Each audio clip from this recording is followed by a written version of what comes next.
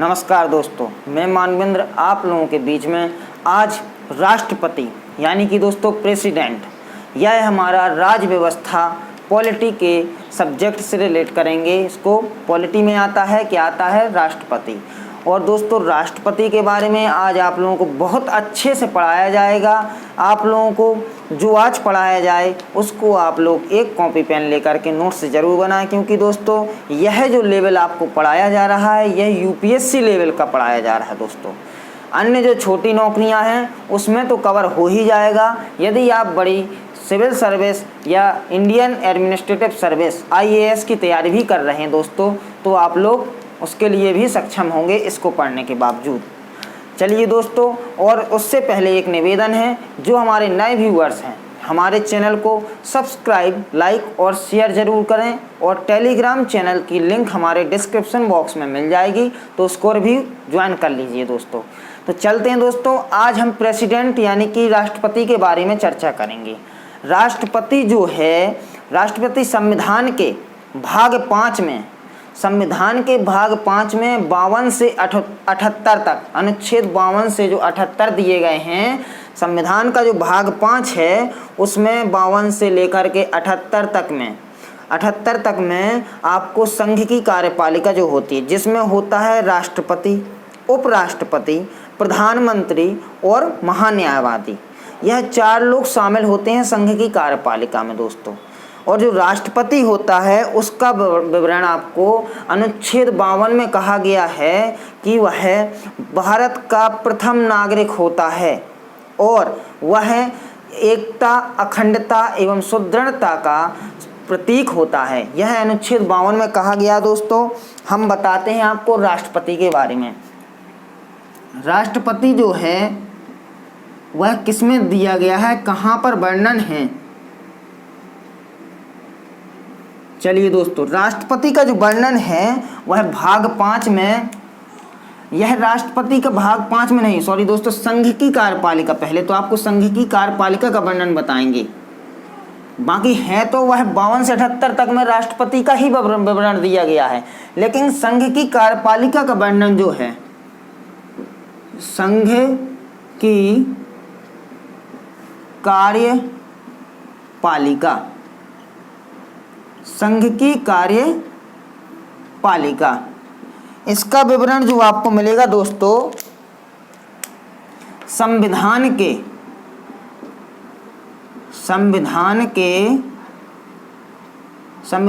भाग 5, यह रोमन गिनती में लिखा हुआ है दोस्तों, रोमन नंबर में भाग 5 लिखा है। भाग 5 के अनुच्छेद यानी कि दोस्तों आर्टिकल 52 से 78, 52 से 78 यानी कि 52 से 78 तक में, 78 तक, यह जो दोस्तों संघ की कार्यपालिका की हेडिंग है आपकी, 52 से 78 तक में संविधान के भाग 5 में, संविधान के भाग 5 में, भाग 5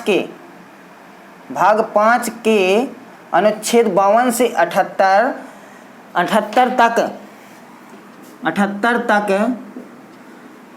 तक संविधान के भाग 5 के अनुच्छेद 52 से 78 तक में शामिल है,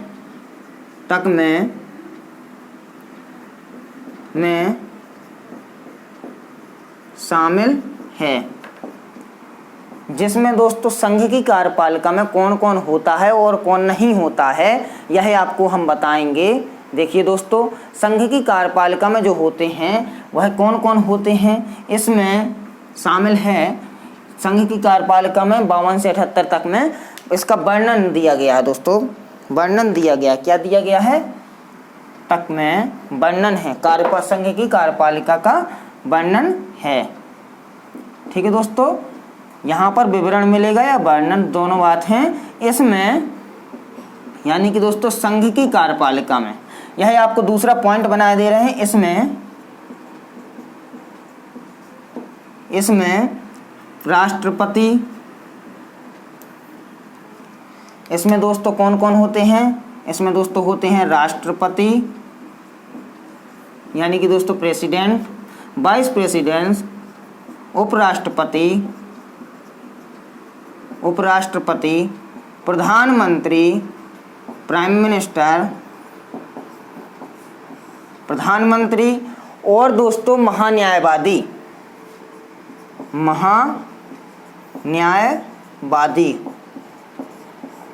शामिल होते हैं।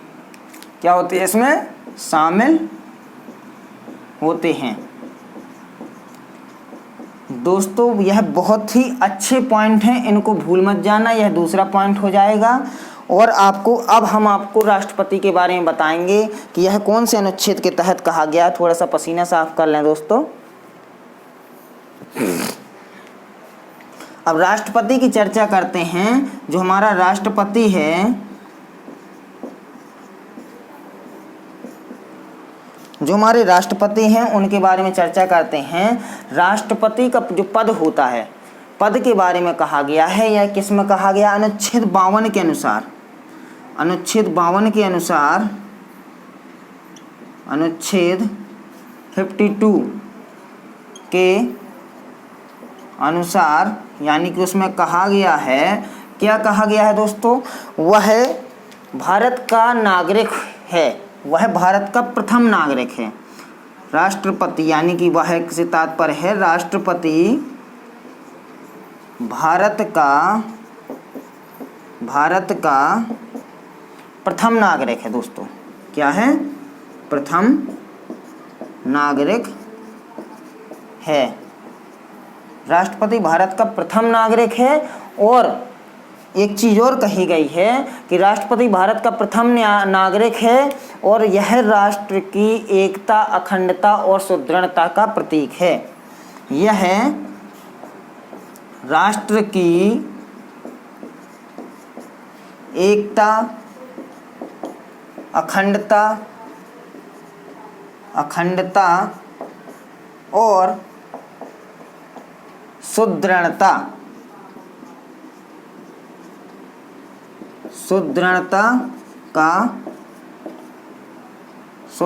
का क्या है दोस्तों? प्रतीक है, यानी कि सिंबल है।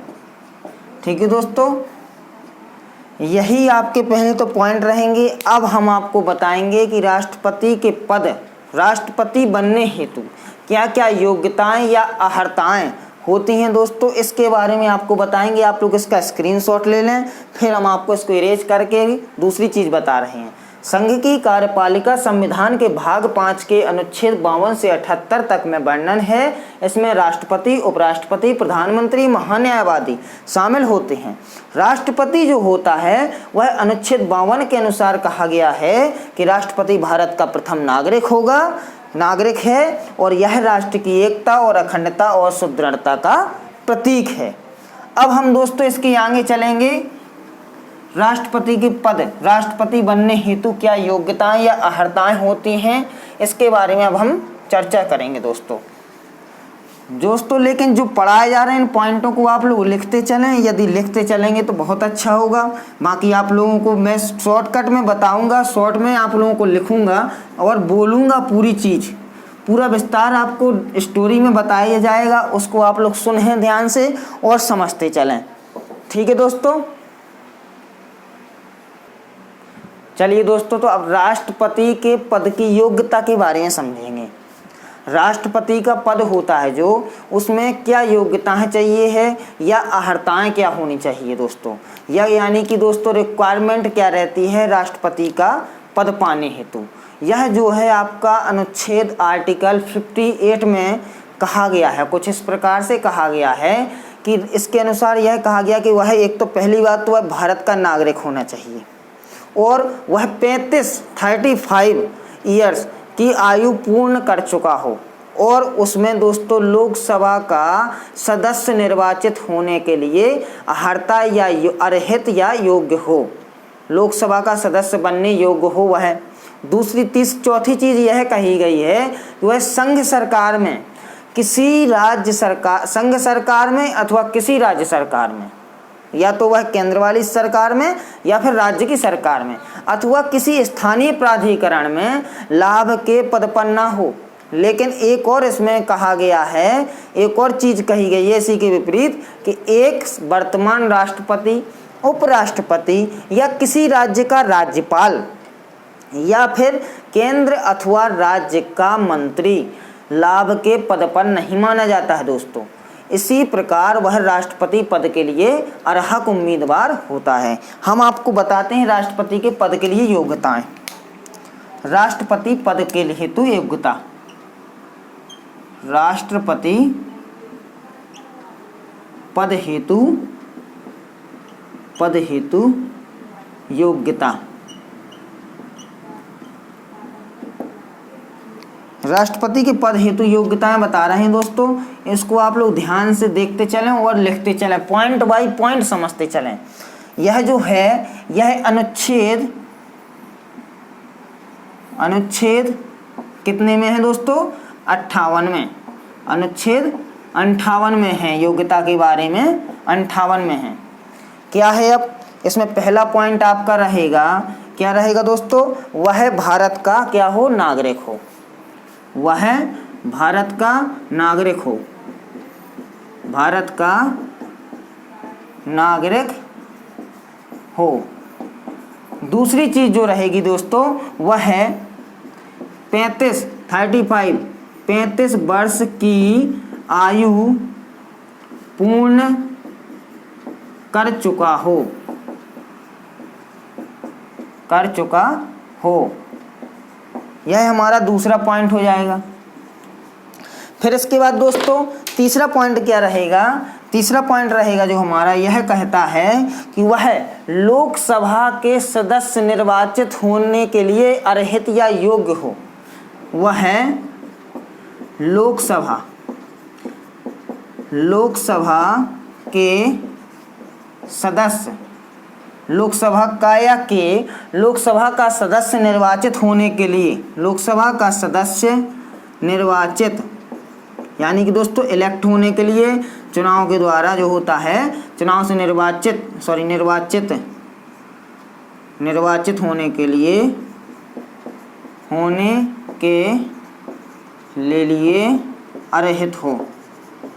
अर्हित अथवा योग्य हो। और दोस्तों जो चौथा पॉइंट रहेगा उसमें यह बहुत ही महत्वपूर्ण है। क्या महत्वपूर्ण है? कि वह किसी केंद्र, वह संघ सरकार या राज्य सरकार के प्राधिकरण में, वह संघ सरकार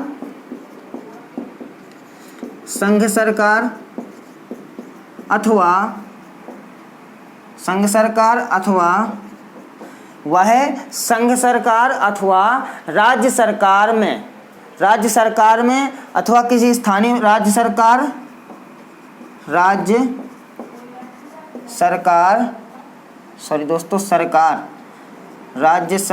में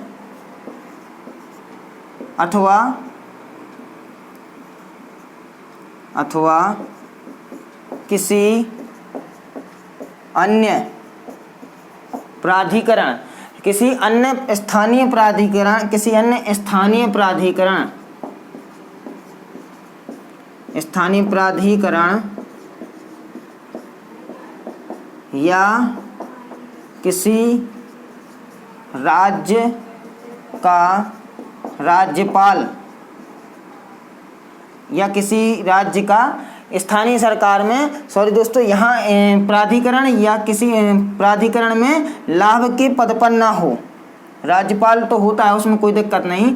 प्राधिकरण में किसी लाभ के पद पर ना हो। यह दोस्तों बहुत महत्वपूर्ण है। अब इसके लिए एक और चीज़ कही गई है इसी में, जो हम आपको ब्लैक से लिखेंगे जिससे कि आपको समझ में आ जाए। जो इसके विपरीत होगा वह कहता है कि एक वर्तमान में जो राष्ट्रपति हो या उपराष्ट्रपति हो या किसी राज्य का राज्यपाल हो या संघ सरकार या केंद्र सरकार या राज्य सरकार का मंत्री हो, वह किसी भी लाभ के पद पर नहीं माना जाता है दोस्तों। यह चीज़ कही गई है और इस प्रकार वह राष्ट्रपति के पद हेतु योग्य उम्मीदवार होगा। क्या कहा गया? इस तरह से एक वर्तमान एक वर्तमान राष्ट्रपति, राष्ट्रपति, उपराष्ट्रपति, राष्ट्रपति, उपराष्ट्रपति या किसी राज्य का राज्यपाल या किसी राज्य का राज्यपाल अथवा केंद्र व राज्य का मंत्री लाभ, ये सभी मान लीजिए दोस्तों, मंत्री ये सभी लाभ के पद पर नहीं माने जाएंगे, नहीं माने जाएंगे दोस्तों, यह किसी लाभ के पद पर नहीं माने जाएंगे। इस तरह से निष्कर्ष क्या निकलता है, इस तरह यह राष्ट्रपति पद हेतु योग्य उम्मीदवार हैं, योग्य उम्मीदवार होगा। इस तरह यह राष्ट्रपति योग्य उम्मीदवार के राष्ट्रपति पद हेतु योग्य उम्मीदवार होगा। दोस्तों राइटिंग पर मत जाएं, आप लोगों को फैक्ट जो बताया जा रहा है बहुत ही सटीक और इम्पोर्टेंट फैक्ट है। थोड़ी सी राइटिंग इसमें हो सकती है जल्दबाजी के चक्कर में, लेकिन आप लोगों को जो मटेरियल दिया जाएगा वह बहुत ही अच्छा मटेरियल दिया जा रहा है दोस्तों। अब इसका आप लोग स्क्रीनशॉट ले लें या समझ लें, और इसके आगे का एक दो पॉइंट और हैं दोस्तों, तो वो भी बताते हैं आपको। चलिए दोस्तों, आशा करते हैं आप लोगों ने स्क्रीनशॉट ले लिया होगा, और इसके लिए एक दो और पॉइंट हैं वह भी बता दे रहे हैं। तो ऐसा ना हो दोस्तों कि राष्ट्रपति से क्वेश्चन आ जाए और आप लोग इससे चूक जाएं। तो यह क्लास पूरी की पूरी देखें। अभी हमने देखा है बच्चे कुछ आधी अधूरी क्लास देख रहे हैं और फिर बोलते हैं सर ये नहीं आपने पढ़ाया, ये नहीं पढ़ाया, जबकि उसी क्लास में सारा कुछ रहता है। सारे क्वेश्चन रिलेट, चाहे मैथ का सब्जेक्ट हो चाहे जिस सब्जेक्ट का रिलेट हो। मैं आपको जिस सब्जेक्ट की क्लास पढ़ा रहा हूँ और जो हमारी जो फैकल्टीज़ पढ़ा रही है सारी की सारी आपको इसी से संबंधित पढ़ा रही है। अब इसमें एक और चीज़ होती है, जब राष्ट्रपति का चुनाव होता है तो दोस्तों 15,000 की राशि भारतीय रिजर्व बैंक में जमा करनी होती है। क्यों करनी होती है? क्योंकि यह जमानत के तौर पर। और इसमें एक चीज़ और है, इसके अतिरिक्त यदि कहा जाए राष्ट्रपति के चुनाव के नामांकन के लिए 50 प्रस्तावक और 50 अनुमोदक, यानी कि 50 प्रस्तावक होने चाहिए और 50 समर्थन करने वाले ये होने चाहिए। क्या है इसमें एक और पॉइंट रहेगा, क्या रहेगा कि राष्ट्रपति के नामांकन में, राष्ट्रपति के नामांकन में 50 प्रस्तावक व 50 अनुमोदक। अनुमोदक जो है दोस्तों उससे तात्पर्य है समर्थन करने वाले, समर्थन करने वाले। 50 प्रस्तावक व 50 अनुमोदक होने चाहिए। और एक चीज़ और इसमें पॉइंट कहा गया है कि जब राष्ट्रपति का चुनाव होता है दोस्तों, यह कहा गया कि जब प्रत्येक उम्मीदवार को भारतीय रिजर्व बैंक में 15,000 रुपये जमानत राशि के रूप में जमा करेगा, और यदि वह एक कुल डाले गए मतों का 1/6 मत भाग नहीं पा पाता है तो वह राशि आपकी जब्त हो जाएगी। क्या है कि प्रत्येक उम्मीदवार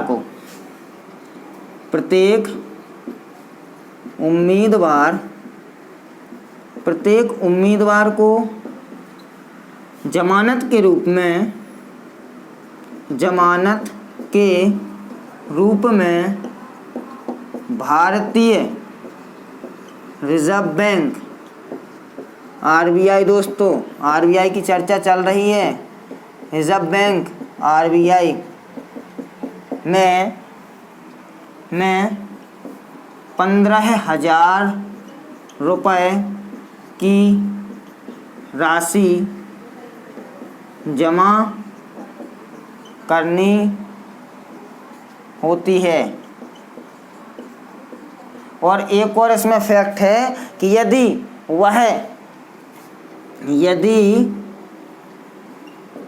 वह कुल डाले गए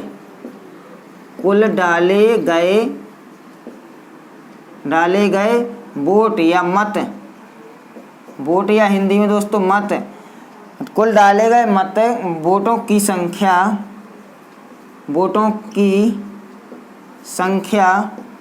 का 1/6 मत नहीं पाता, 1/6 मत नहीं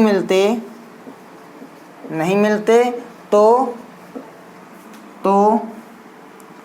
उसकी जमा राशि जो 15,000 जमा की थी, जमा राशि क्या हो जाएगी दोस्तों? जब्त हो जाती है। इसी को दोस्तों क्या बोलते हैं? जमानत जब्त होना। जमानत क्या हो जाती है? जब्त होना। इसी को बोलते हैं दोस्तों जमानत जब्त होना। जमानत के तौर पर आपने 15,000 की राशि दी थी, किसके रूप में? भारतीय रिजर्व बैंक में जमानत के रूप में। और यदि यह कुल डाले गए वोटों की संख्या का 1/6 मत नहीं मिलते हैं तो उसकी जमा राशि जब्त हो जाएगी, यानी कि जमानत जब्त होना। अब हम चलेंगे दोस्तों राष्ट्रपति के निर्वाचन के बारे में। चलिए दोस्तों राष्ट्रपति का निर्वाचन के बारे में हम चर्चा करेंगे। राष्ट्रपति का निर्वाचन कैसे होता है, कौन से अनुच्छेद के तहत होता है, इसमें कौन कौन लोग शामिल होते हैं। तो राष्ट्रपति का जो निर्वाचन है वह अनुच्छेद 54 में कहा गया है कि किस प्रकार से उसका निर्वाचन होगा। तो भारत का निर्वाचन राष्ट्रपति का निर्वाचन जो होता है वह जनता प्रत्यक्ष रूप से नहीं कर पाती। प्रत्यक्ष रूप से तात्पर्य है कि सीधे वोट डालकर, जैसे कि हम और आप जहां पर मतदान करने जाते हैं वह राष्ट्रपति हेतु कभी भी जनता प्रत्यक्ष रूप से मतदान नहीं कर पाती राष्ट्रपति के पद हेतु। यह करेगी आपके एमएलए, विधायक, एमपीज वगैरह सांसदों के लिए कर पाएगी दोस्तों। राष्ट्रपति के हेतु जो यह चुने हुए हैं एमएलए, एमपीज वगैरह, ये फिर राष्ट्रपति के लिए राष्ट्रपति के लिए मत करते हैं, वोट करते हैं। ये लोग हमारे चुने हुए कैंडिडेटों के द्वारा राष्ट्रपति को चुना जाता है दोस्तों। अब इसमें कौन और इसमें यह कहा गया कि जैसे मैंने बताया अनुच्छेद 54 के तहत राष्ट्रपति का निर्वाचन जनता प्रत्यक्ष रूप से नहीं करती, एक बात तो यह हो गई, बल्कि यह कौन करता है? एक निर्वाचक मंडल के सदस्यों द्वारा किया जाता है। इसमें कौन कौन लोग शामिल होते हैं? इसमें संसद के दोनों सदनों के सदस्य, यानी कि राज्यसभा व लोकसभा के निर्वाचित सदस्य, निर्वाचित यानी कि जो हमारे द्वारा चुने हुए सदस्य हैं, हमने जो इनको वोट डालकर मत करके जिताया वह निर्वाचित सदस्य कहलाएंगे। राज्यों की विधानसभाओं के निर्वाचित सदस्य जो एमएलए, विधायक लोग होते हैं दोस्तों। और केंद्र शासित प्रदेशों यानी कि दोस्तों केंद्र शासित प्रदेशों जो है, केंद्र शासित प्रदेश कौन कौन से हैं? इसमें सारे केंद्र शासित प्रदेश नहीं लेना है, दिल्ली और पुदुचेरी दो जो केंद्र शासित प्रदेश हैं उनके निर्वाचित विधानसभाओं के निर्वाचित सदस्य शामिल होते हैं। लेकिन एक और इसमें फैक्ट है, इसके विपरीत क्या है कि इस प्रकार संसद के दोनों सदन जैसे कि राज्यसभा और लोकसभा के मनोनीत सदस्य, अभी निर्वाचित सदस्य की चर्चा कर रहे थे, इनमें मनोनीत सदस्य और विधानसभाओं के मनोनीत सदस्य और विधान परिषद यानी कि जहां पर द्विसदनात्मक विधायिका है, जैसे कि उत्तर प्रदेश हुआ हमारा, के मामलों में के निर्वाचित व मनोनीत सदस्य और दिल्ली व पुदुचेरी के मनोनीत सदस्य राष्ट्रपति के निर्वाचन में भाग नहीं लेते हैं। अब हम चर्चा करते हैं कि राष्ट्रपति का निर्वाचन किस अनुच्छेद के तहत आता है। तो राष्ट्रपति का निर्वाचन जो आता है वह अनुच्छेद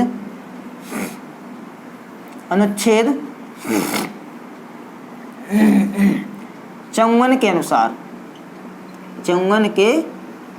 अनुसार अनुच्छेद 54 के अनुसार कहा गया है दोस्तों। क्या कहा गया है कि इस जनता राष्ट्रपति का प्रत्यक्ष रूप से चुनाव नहीं होता। एक तो पॉइंट आपका यह हो जाएगा कि राष्ट्रपति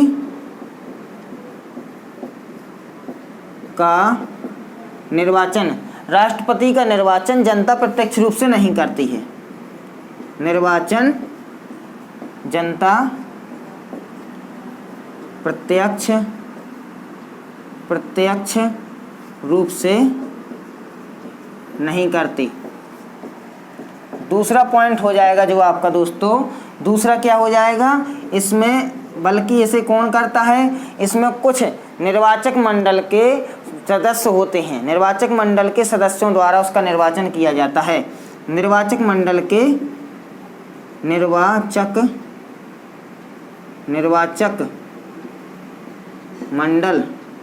मंडल के सदस्यों द्वारा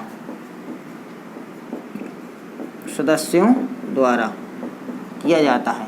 अब इसमें कौन लोग शामिल होते हैं, इसमें निम्न शामिल होते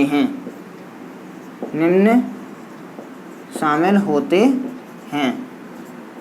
कौन कौन शामिल होते हैं इसके बारे में चर्चा करते हैं दोस्तों। जैसे कि आपका पहला पॉइंट बन जाएगा, पहले में कौन कौन से हैं, यह कहा गया कि संसद के दोनों सदनों के सदस्य, राज्यसभा और लोकसभा के निर्वाचित सदस्य, यानी कि दोस्तों संसद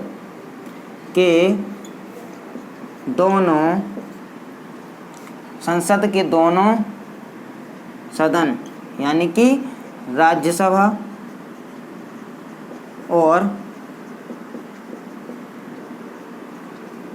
लोकसभा के निर्वाचित सदस्य यह शामिल होते हैं। और दूसरा क्या है, यह संसद के हो गए दोस्तों। अब राज्यों की विधानसभा के निर्वाचित सदस्य व केंद्र शासित राज्यों की विधानसभाओं, एक सभा नहीं है क्योंकि सारी सभाएं हैं, विधानसभाएं हैं, विधानसभाओं के निर्वाचित सदस्य, राज्यों की विधानसभाओं के निर्वाचित सदस्य। और तीसरा हो जाएगा दोस्तों केंद्र शासित प्रदेश जो है दिल्ली और पुदुचेरी, केंद्र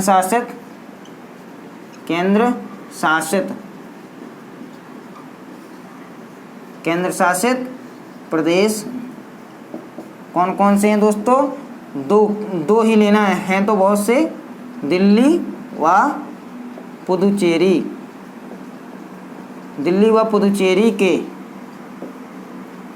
के विधानसभाओं के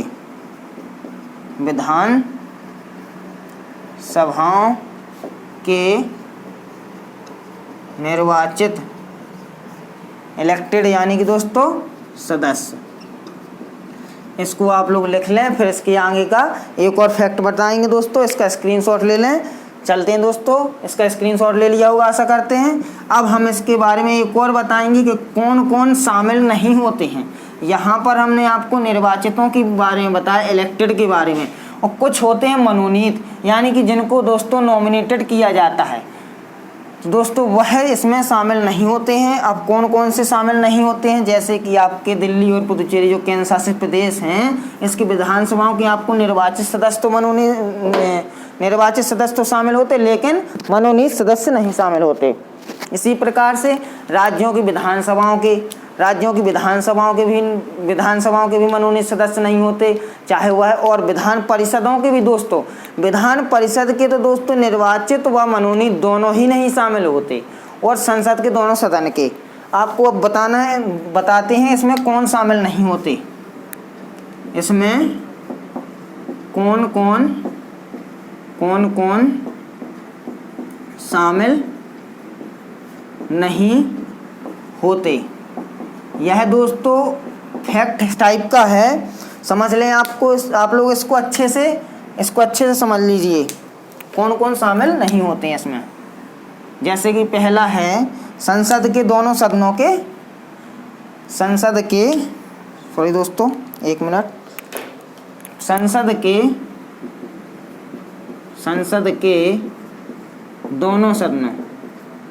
दोनों सदनों यानी कि दोस्तों राज्यसभा और लोकसभा के मनोनीत सदस्य, मनोनीत से तात्पर्य दोस्तों नॉमिनेटेड सदस्य, यह शामिल नहीं होते हैं।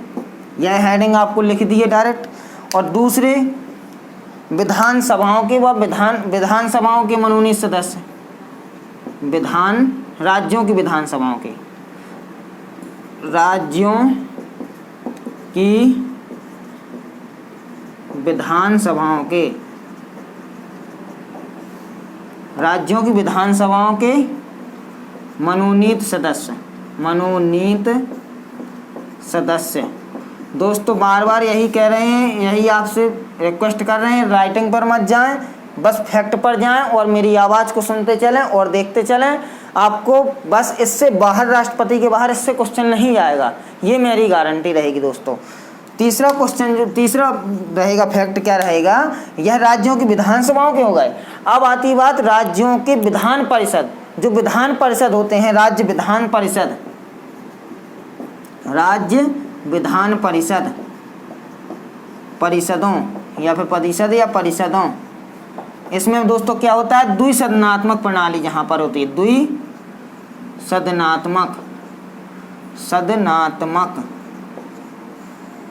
द्विसदनात्मक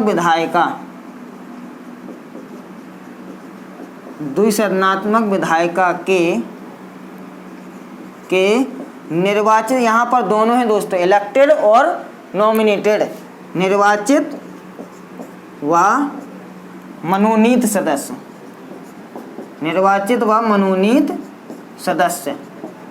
यह दोनों ही शामिल नहीं होते हैं दोस्तों, ठीक है ना। आशा करते हैं आप लोगों को समझ में आ रहा होगा। और चौथा पॉइंट जो होगा आपका, उसमें आपको जो दिल्ली और पुदुचेरी के हमने निर्वाचित सदस्यों के बारे में कहा था, वो लोग शामिल होते, वहीं पर जो केंद्र शासित प्रदेश है दिल्ली और पुदुचेरी, उसके मनोनीत सदस्य, विधानसभा के मनोनीत सदस्य नहीं शामिल होते हैं। केंद्र शासित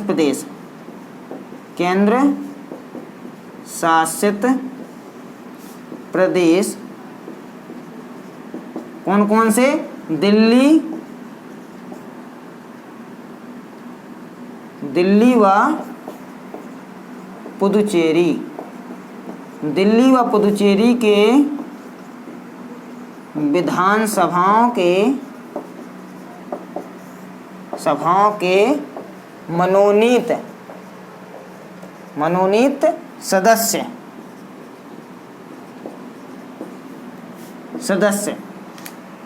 ये सब लोग शामिल नहीं होते हैं दोस्तों।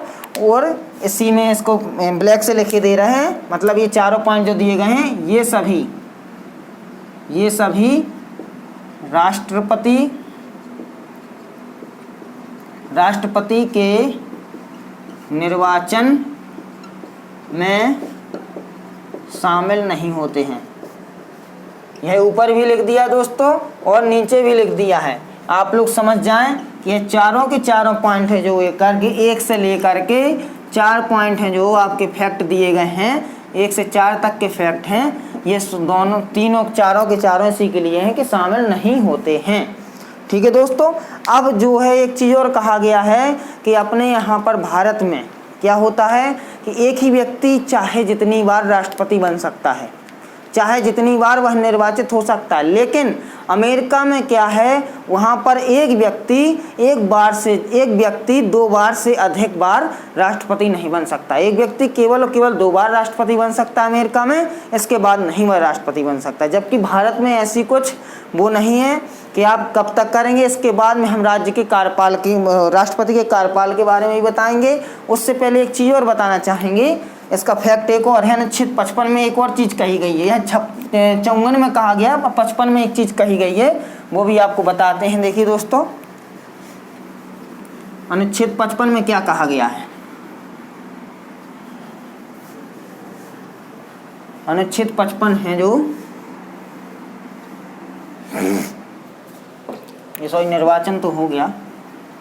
अनुच्छेद 55 में क्या कहा गया है, हमारा जो अनुच्छेद क्या है, अनुच्छेद 55, इसके अनुसार क्या है इसमें बताते हैं आपको। जो राष्ट्रपति का निर्वाचन होता है वह समानुपातिक प्रतिनिधित्व प्रणाली या एकल संक्रमणीय मत पद्धति द्वारा होता है। दोस्तों कैसा होता है, राष्ट्रपति का निर्वाचन समानुपातिक, इसमें अनुच्छेद 55 में कहा गया है कि राष्ट्रपति का निर्वाचन समानुपातिक राष्ट्रपति का निर्वाचन समानुपातिक या प्रतिनिधित्व प्रणाली और एकल संक्रमणीय मत पद्धति द्वारा। समानुपातिक प्रतिनिधित्व हो सकता है आपको यहाँ बोर्ड ना दिखाई दे। समानुपातिक प्रतिनिधित्व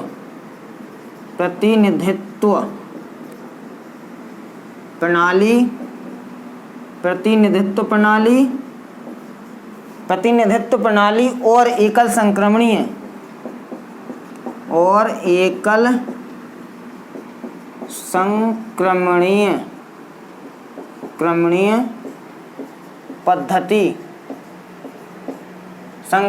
पद्धति के द्वारा होता है दोस्तों। संक्रमणीय पद्धति द्वारा होता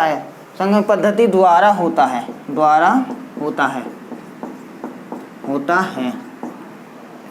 यह आपका फैक्ट हो गया। अब हम राष्ट्रपति का कार्यकाल के बारे में चर्चा करेंगे दोस्तों। उसका कार्यकाल कब से कब तक होता है और कैसा होता है। चलिए दोस्तों चलते हैं नेक्स्ट कड़ी में। इसको हम आपको इरेज कर दे रहे हैं पहले, फिर आपको उसको राष्ट्रपति के कार्यकाल के बारे में चर्चा करेंगे।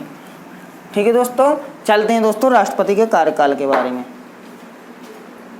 चलिए दोस्तों अब हम करते हैं चर्चा राष्ट्रपति के कार्यकाल की। राष्ट्रपति का कार्यकाल जो है अनुच्छेद कितने के तहत आता है? ये 56 के तहत कहा गया राष्ट्रपति के कार्यकाल के बारे में। राष्ट्रपति का कार्यकाल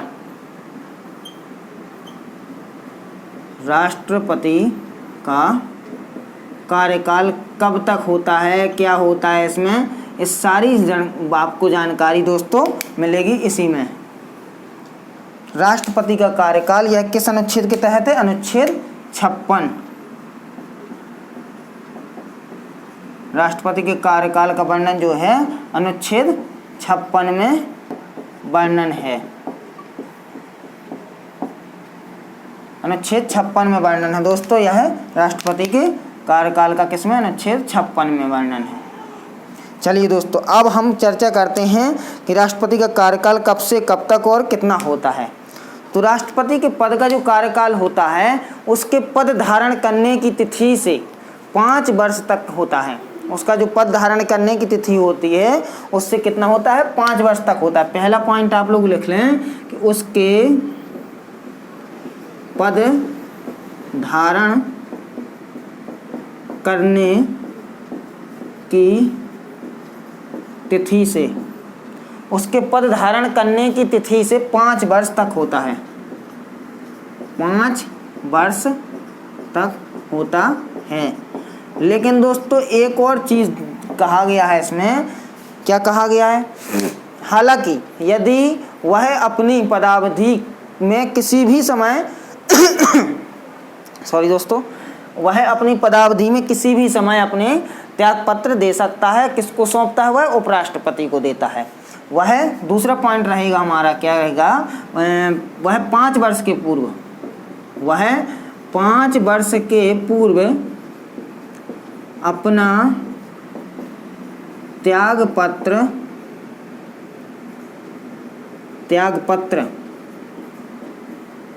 उपराष्ट्रपति को, किसको? उपराष्ट्रपति को सौंप सकता है या दे सकता है दोस्तों। सौंप सकता है कि अब हम राष्ट्रपति नहीं रहना चाहते हैं। और इसके अलावा एक और चीज़ है कि यदि उसे कार्यकाल पूर्ण होने के पूर्व कैसे हटाया जा सकता है। यदि उसमें पता चला राष्ट्रपति सही नहीं है व्यक्ति, वह गलत कार्य कर रहा है या फिर गलत अध्यादेश वगैरह पारित कर रहा है, तो कैसे हटाया जाता है? उसको महाभियोग लगा करके, जैसा कि उच्चतम न्यायालय के न्यायाधीश वगैरह को इसी प्रकार से हटाया जाता है, इसी को भी इसी प्रकार से वह उसको 5 वर्ष के पूर्व महाभियोग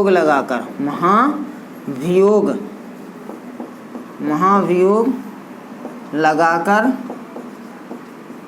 राष्ट्रपति पद से हटाया जा सकता है। हटाया जा सकता है। यह जो विवरण दिया गया है यह किस अनुच्छेद में है? अनुच्छेद 61 में। यह अनुच्छेद 61 में है महाभियोग के बारे में कि उसको किस प्रकार से महाभियोग करा जाएगा, कितने कैंडिडेट के द्वारा कैसा क्या रहेगा, वह हम आपको नेक्स्ट वीडियो में बताएंगे दोस्तों। और उसकी पावर के बारे में भी नेक्स्ट वीडियो में बताएंगे। जब तक उत्तराधिकार, एक चीज़ और है इसमें, यदि इसका कार्यकाल 5 वर्ष का पूर्ण हो चुका है आपके राष्ट्रपति का, अब वह क्या करेगा? जब तक उसका कोई उत्तराधिकारी यानी कि नया प्रेसिडेंट नहीं आ जाएगा तब तक वह 5 वर्ष भले ही उसके पूर्ण हो चुके हों, वह अपना पद नहीं छोड़ेगा। वह तब तक बना रहता है जब तक कि अगला राष्ट्रपति अपने पद की अपने पद ग्रहण ना कर ले, पद की यानी कि दोस्तों क्या बोला जाएगा उसको? ओथ यानी शपथ बोला जाएगा। पद की शपथ ना ग्रहण कर ले, शपथ ना ले ले, तब तक नहीं किया जाएगा। तो दोस्तों यह एक और पॉइंट लिख लीजिए आप लोग। चौथा पॉइंट क्या रहेगा? यह रहेगा कि उसका भले ही उसके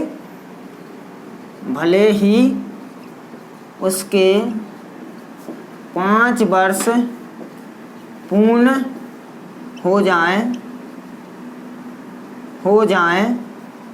लेकिन